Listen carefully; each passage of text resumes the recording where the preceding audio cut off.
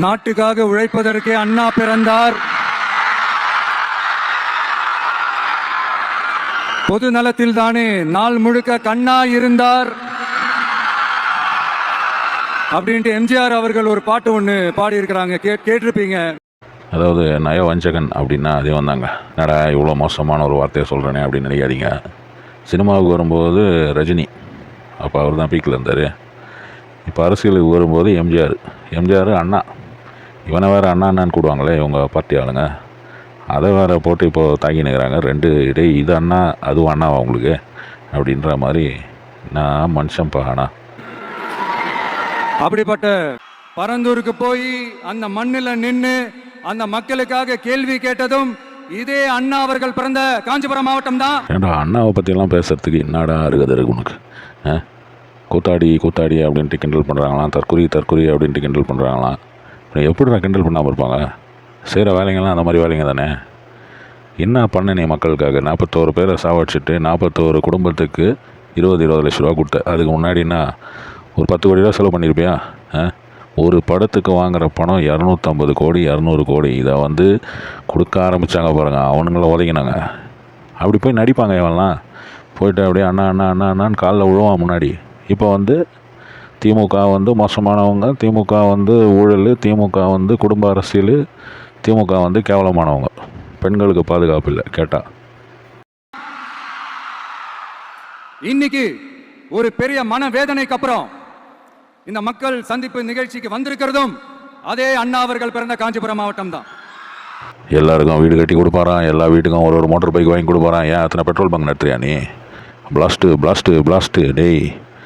படத்துடைய ப்ரொமோஷனையும் அரசியலையும் மிக்ஸ் பண்ணி இப்படி ஒரு மமதையிலையும் இப்படி ஒரு ஆணவத்திலையும் நான் கூப்பிட்டா ஊரே வரோம் அப்படின்ட்டு கூட்டத்தை காட்டணும் அப்படின்ற ஒரே நோக்கத்தில் தெரிஞ்சு இருக்கிற ஒரு ஆள் தான் இந்த விஜய்.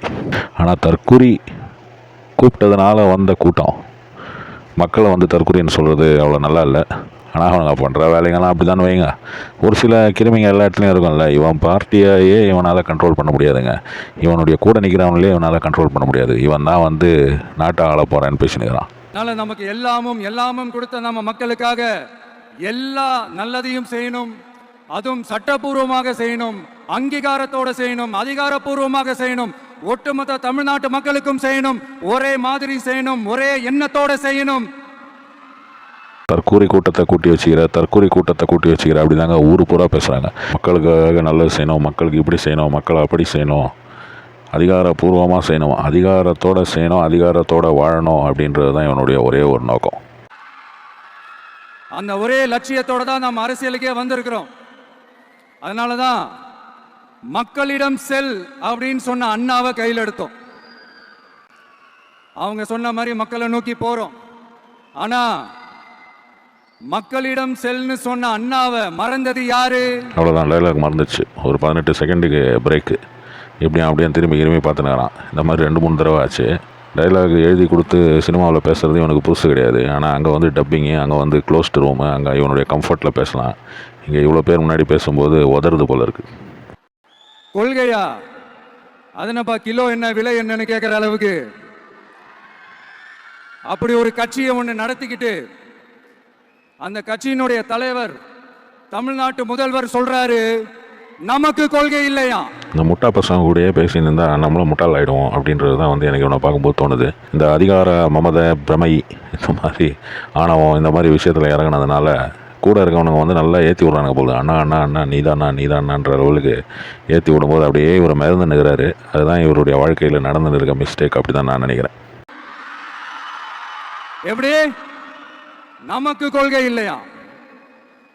பிறப்புக்கும் எல்லா உயிருக்கும்னு ஒரு அடிப்படை கோட்பாட்டை கொள்கை இருக்குன்னு பேசலாங்க. ஆனால் கொள்கையை வந்து நம்ம சொல்கிற விஷயத்தை செயல்படுத்துறது தான் வந்து மேட்ரு. நான் வந்து தீயவை செய்ய மாட்டேன், நான் வந்து பொய் சொல்ல மாட்டேன், இப்படிலாம் சொல்கிறதெல்லாம் வந்து ஈஸி.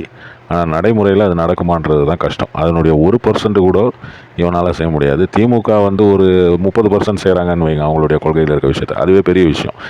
அதுதான் வந்து அரசியல். இதை புரியாமல் கொள்கை இல்லைன்னு சொன்னோன்னே எங்களுக்கு இல்லையா, எங்களுக்கா இல்லை கொள்கை, இந்த பார் லிஸ்ட்டாக காட்டுறேன் பாருன்ட்டு ஒரு பேப்பரில் எழுதி வச்சு படிக்கிறதுன்றது யாராலையும் செய்ய முடியும்.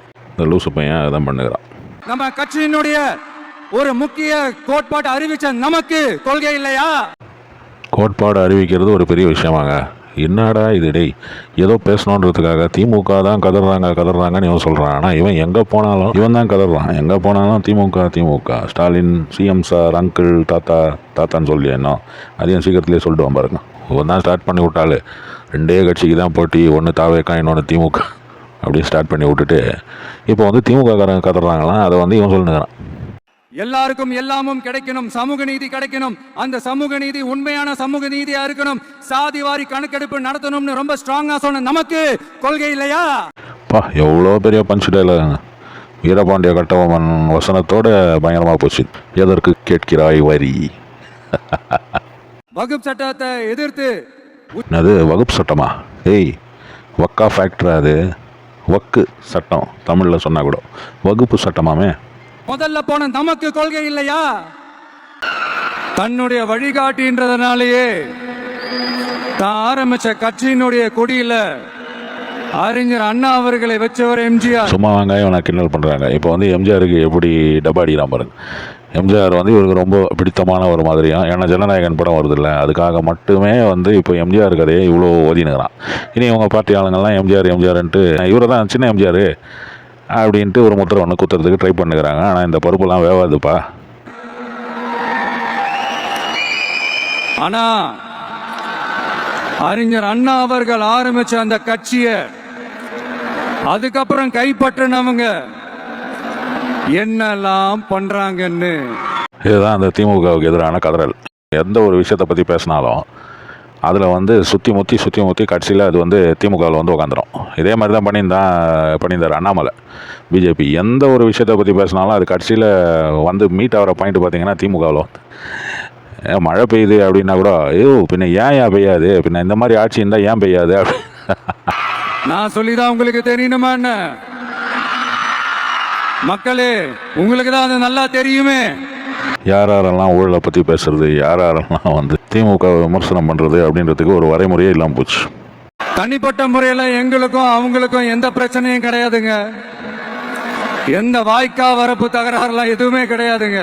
இப்போ இது வேறையா? என்ன சரண்டர் ஆகிறாரு போல இருக்கு, நடுவில் ஒரு இது போட்டு வைக்கிறாருன்னு நினைக்கிறேன். இல்லைங்க, இதெல்லாம் அரசியலுக்காக பண்ணுறாங்க, நத்திங் பர்சனலு அப்படின்ற மாதிரி. டேய் நியாயமாடா இதெல்லாம்? அப்படியே இருந்தாலும் அது நம்ம கண்டுக்கவே போறது இல்லைங்க. தனிப்பட்ட முறையில் அவங்களுக்கு வேணா நம்ம மேல வன்மத்தோட இருக்கலாங்க, ஆனா நாமெல்லாம் அப்படி கிடையவே கிடையாதுங்க. அது ரொம்ப நல்லா தெரியுதுங்க, உங்கள் பேச்சிலேயே அது ரொம்ப நல்லா தெரியுது. இதை ஆரம்பித்து விட்டவரே நீங்கள் தானே, இதை நீங்களே முடிப்பீங்க பாருங்க. ஆனா உங்களை என்ன நம்ம எல்லாரையும் பொய் சொல்லி நம்ப வச்சு ஓட்டு போட வச்சு ஏமாத்தினாங்கல்ல,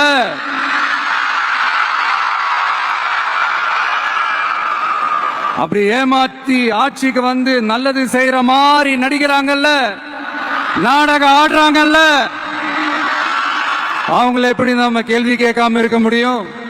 இவனை மாதிரி ஆளுங்கள்லாம் ஆட்சிக்கு வந்தால் எப்படி இருக்கும் தமிழ்நாடு அப்படின்றத இந்த மாதிரி இவனுடைய பேச்சிலேயே வந்து இப்போ காட்டிடுறாங்க. போக்குத்தரமான ஆள் பாணி. ஆனால் உன்னை பற்றி ரொம்ப உயர்வாக நினச்சிருந்தாங்க நிறைய பேர், அதான் இப்போ காரி துப்பினுக்கிறாங்க.